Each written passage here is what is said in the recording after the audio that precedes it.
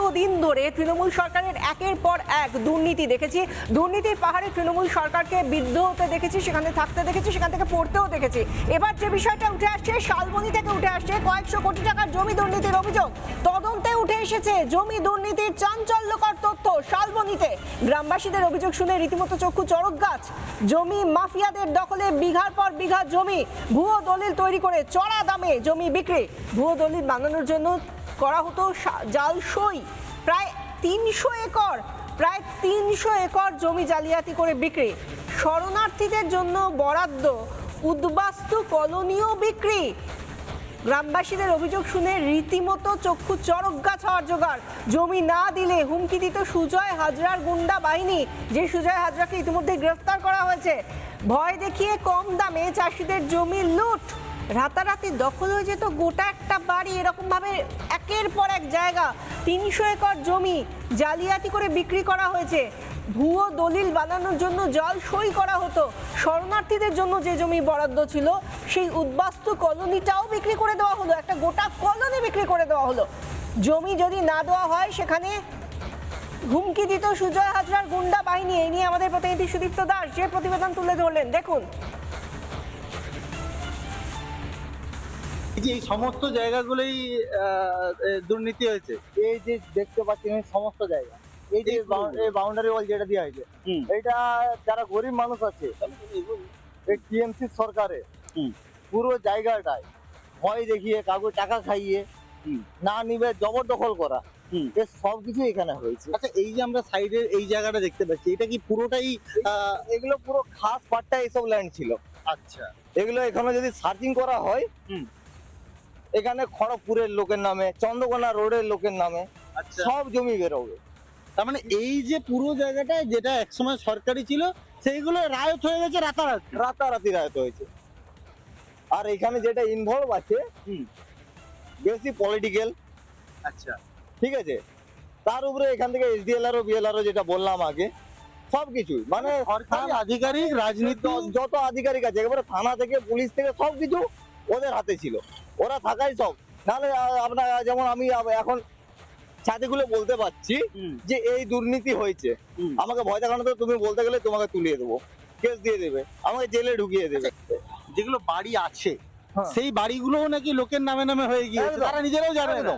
এই জমিটা, এই জমিটা, হ্যাঁ, এই জমিটা এখন দেখা যাচ্ছে চন্দ্রকোনা রোডের লোকের নামে আছে। এই জায়গাটা অথচ সরকারি ল্যান্ড, কিন্তু সরকারি ল্যান্ড, কিন্তু এখন সেটা সরকারি ল্যান্ড আর নেই বলতে গেলে, এখন রেকর্ড হয়ে গেছে। কি করে হলো, কেন হলো, কারা করলো, কিছু জানো না? না। তোমরা এগুলো জানতে পারলে কখন?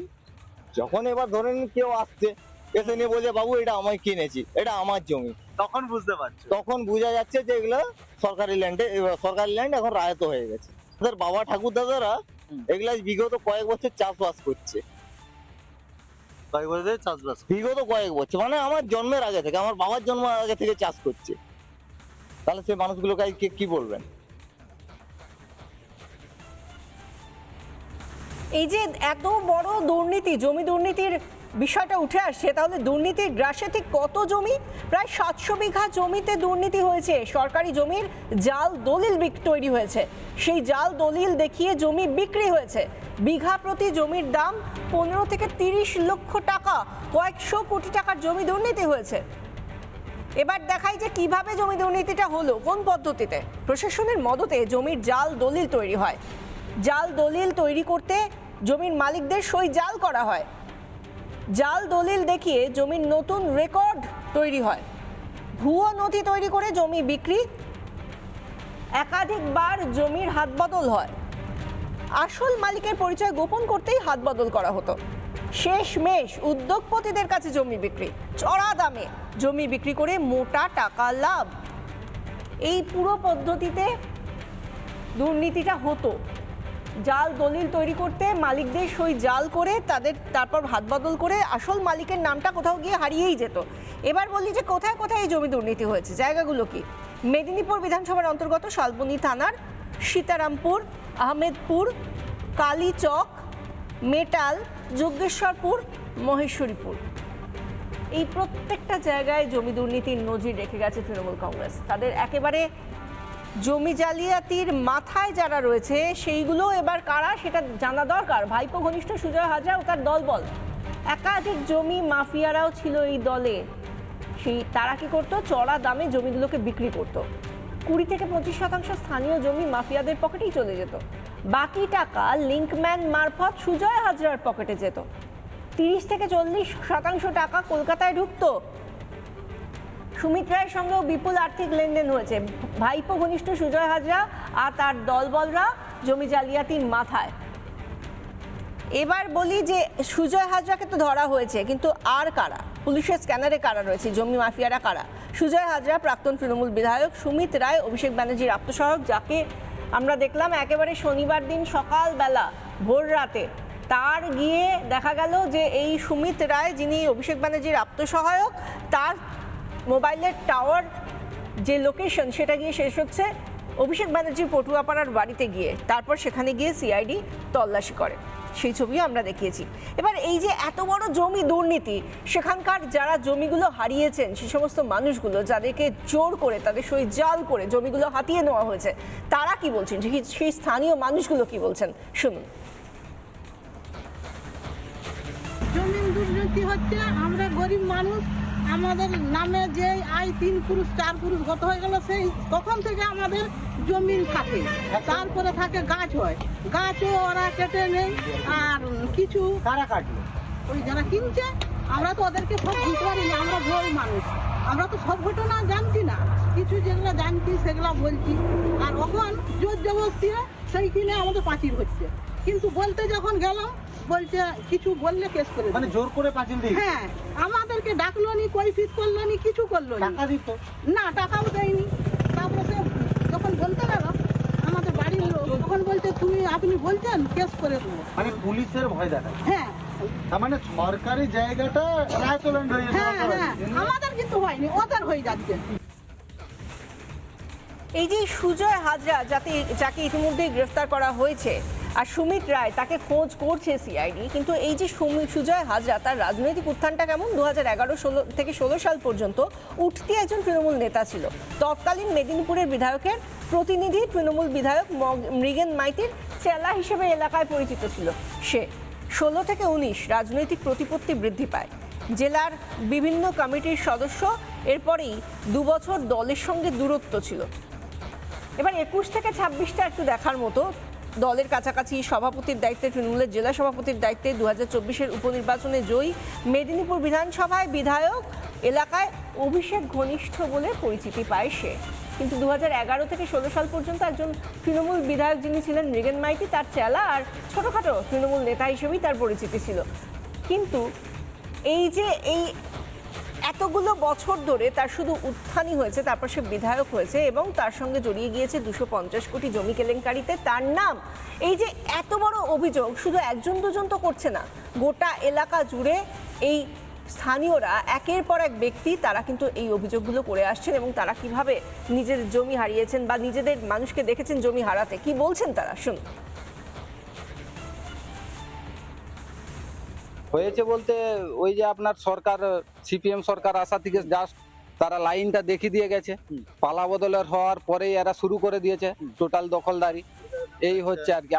আমরা তো ঠিক জানতেই পারতাম না, আমরা জানি যেমন চাষাবাদ হচ্ছে এইভাবেই চলছিল। তো রিসেন্ট কিছু কিছু জায়গায় যখন পাচির বা কোনো রকম মানে শুরু হচ্ছে, তখনও তো আমাদের জায়গাটার উপর দেখতে ইচ্ছা যাইছে যে আমার জায়গাটার কি পজিশন হয়ে আছে।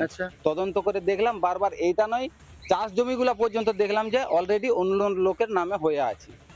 তুমি এই বাড়িতে এখানে কতদিন বসবাস করছো? আর মোটামুটি 60 থেকে 65 বছর আমরা এখানে বসবাস করছি। হঠাৎ করে রাতারাতি জায়গার মালিকানা চেঞ্জ হয়ে গেছে। রাতারাতি মালিকানা চেঞ্জ হয়ে যাচ্ছে। এমনকি মানে মালিকানার যে লোকগুলোর নাম, লোকগুলা তো চিনা পরের কথা, সেই লোকগুলার নাম কোনোদিন শুনেছে কিনা সেটাও কেউ বলতে পারবে না। মানে টোটাল ব্লকের লোকগুলি বলতে পারবেন যে ওই লোকটি এই জায়গায় প্রেজেন্ট ছিল বা তার নামে কাগজ আছে। নথিতে কি কি চেঞ্জ হয়েছে, কি কি নথি চেঞ্জ হয়েছে দেখতে পাচ্ছ তোমরা? খাতায় কলমে কি কি চেঞ্জ হয়েছে? রেকর্ড? হ্যাঁ, রেকর্ড সবই চেঞ্জ হয়ে গেছে, তো কিছুই নেই। তো এই বাড়িটা যে তোমার তা বোঝার কোনো উপায় না না না না না না, আমার এটা নেই তো, এটা নেই তো। তারা করতো এগুলো, কি মনে হচ্ছে? তৃণমূল সরকার। হ্যাঁ, তাদের রাস্তাটা অনুসরণ করে এরা একবারে পুরো শুরু করে দিল।